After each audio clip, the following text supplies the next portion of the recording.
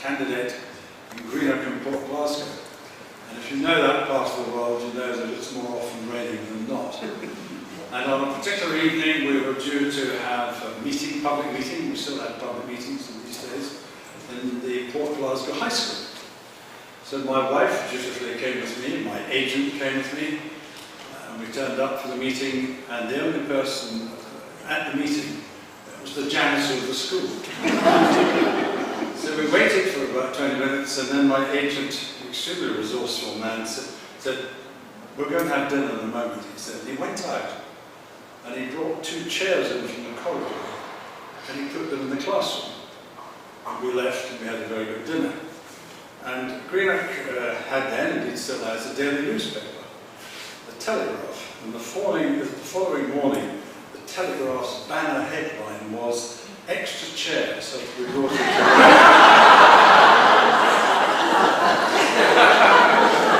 Which tells you that perception is often much more important than reality.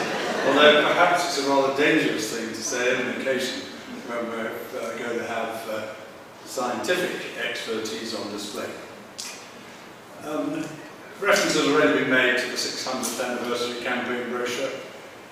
You'll know that St Andrews is described as offering a unique perspective from which to carry out research at the point where Earth meets marine biology. And that's why in recent years scientists from St Andrews have led the scientific community on issues of sustainability and biological diversity. And as part of the 600th campaign, we are pledged to raise £70 million in support of energy research, the St Andrews Sustainability Institute, the Centre for Earth, Life and the Oceans, and the St Andrews Centre for Biological Diversity. And if you're interested in any of these particularly, you'll find further information as you leave, or indeed on the university's website. Now, the venue which we meet is not coincidence or accident. It is, of course, a venue described as our dynamic Earth. And our speakers this evening demonstrate the university's commitment to understanding the planet and our role in its preservation. One speaker is a distinguished member of staff, and the other a current student. But both have travelled far and have dedicated much of their lives to learning about the delicate ecosystems that provide food and water, clean air and healthy marine environments. And finally, all of this research, exploration and indeed the 600th anniversary itself is made possible because of your continuing support.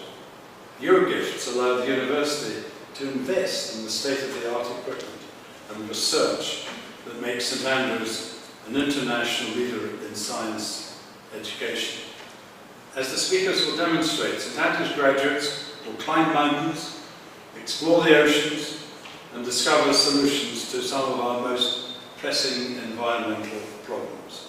And your gifts help to give the education that enables them to take that first crucial step. So on behalf of the university, staff and students, I want to thank you. And now let me pass back to Patrick Degg to introduce the first of our speakers.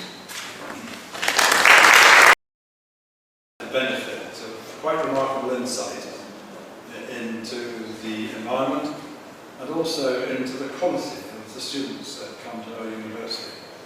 I think we should be proud of both of our speakers, and I hope you will join me in formal vote of thanks. And that concludes the formal part of the evening. Please stay, please enjoy yourself, please talk to those you haven't talked to before, and when you go away, think of our 600th anniversary.